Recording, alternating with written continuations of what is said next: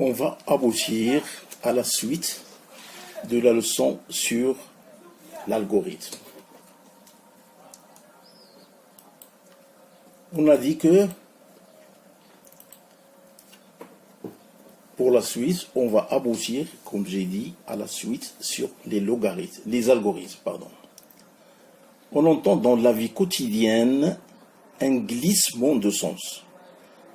C'est opéré ces dernières années dans le concept de l'algorithme.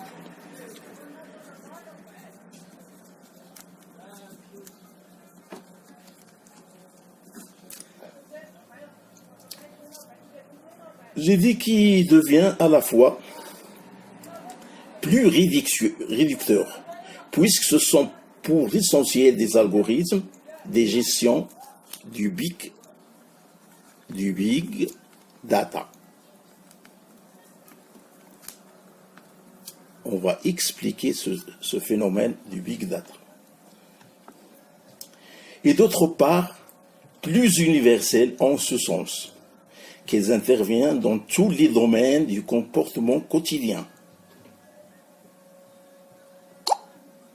La famille des algorithmes dont il est question de cette leçon effectue des calculs à partir de grandes masses. Voilà. Big data, c'est grande masse.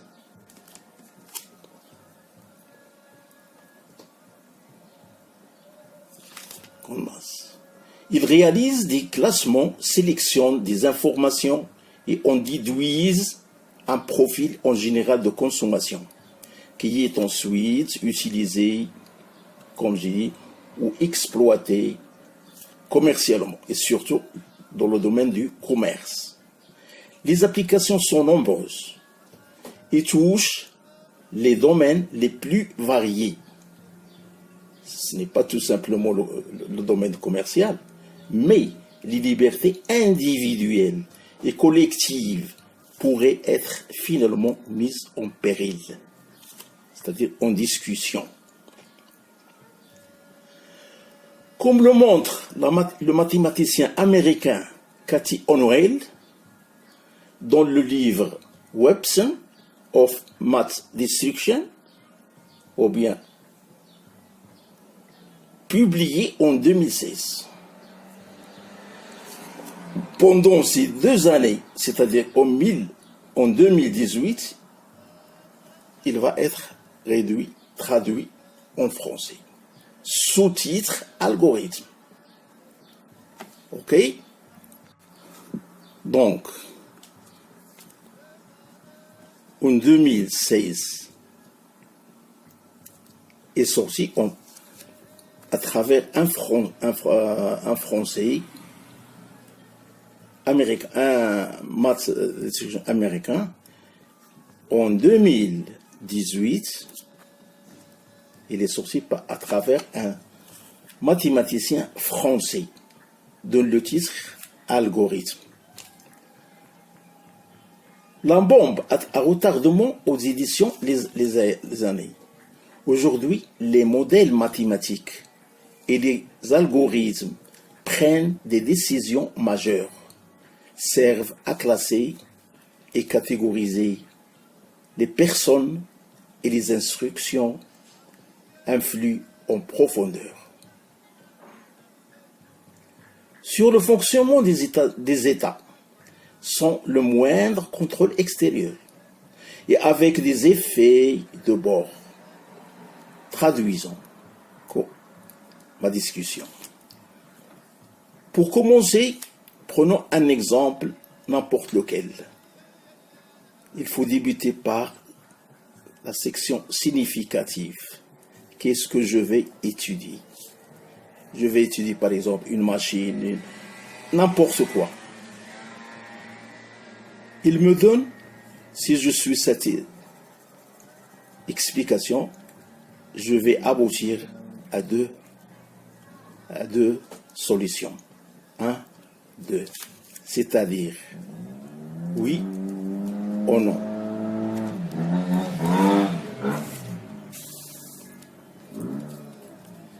Si oui, je vais passer par une autre station qui va me définir deux explications. Oui, non. Et ainsi de suite.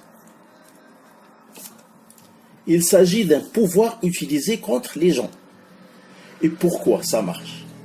Parce que les gens se connaissent par les maths, parce qu'ils sont intimidés.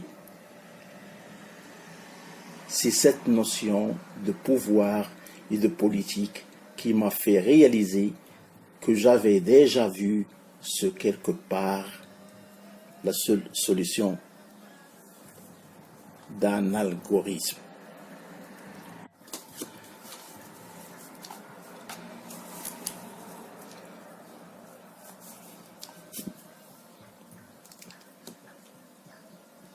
Pour finir, la seule différence entre les modèles de risque en finance et ce modèle de plus-valeur en sciences mathématiques des données, c'est que dans le premier cas,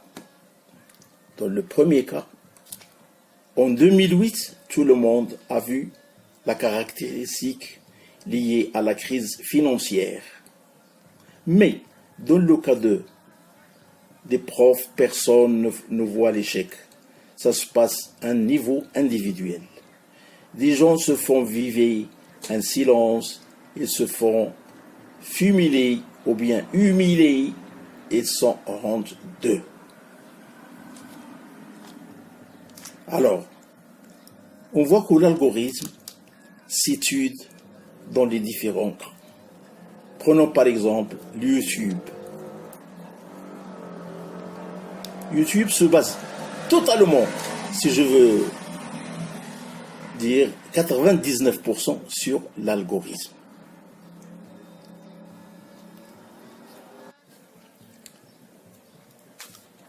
Aussi, les philosophes s'entament sur cette leçon-là, c'est-à-dire l'algorithme.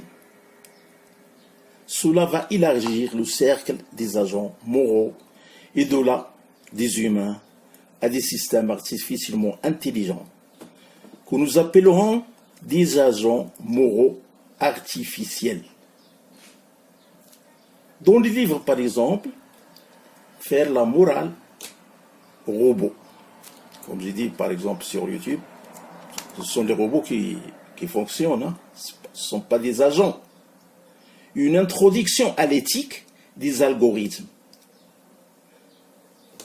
Les philosophes mettent en évidence le rôle de la programmation.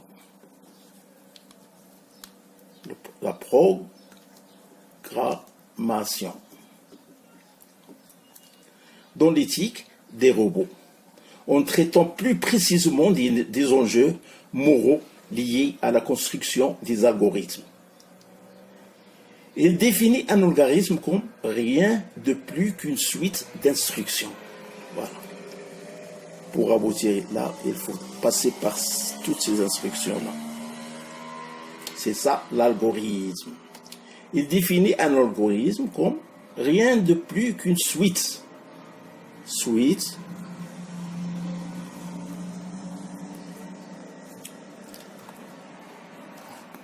d'instructions.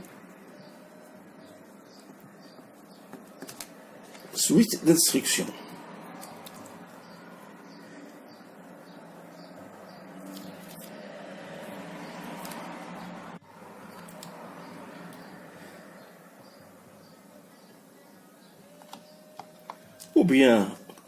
Ou des règles pour parvenir à un objectif donné. L'éthique des algorithmes passerait donc une question. Je vais poser cette question au hasard. Quelles règles implanter dans les robots et comment le faire? Ok? Les agents moraux artificiels, ne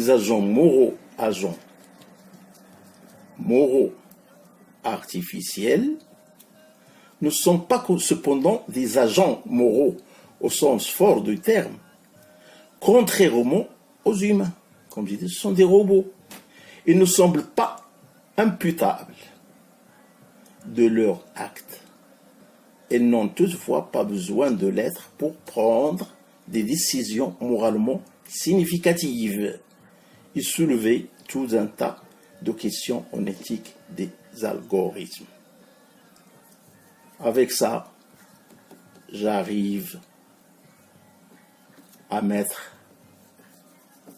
fin sur cette leçon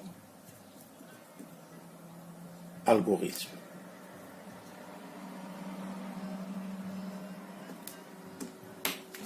Voilà. Une petite révision.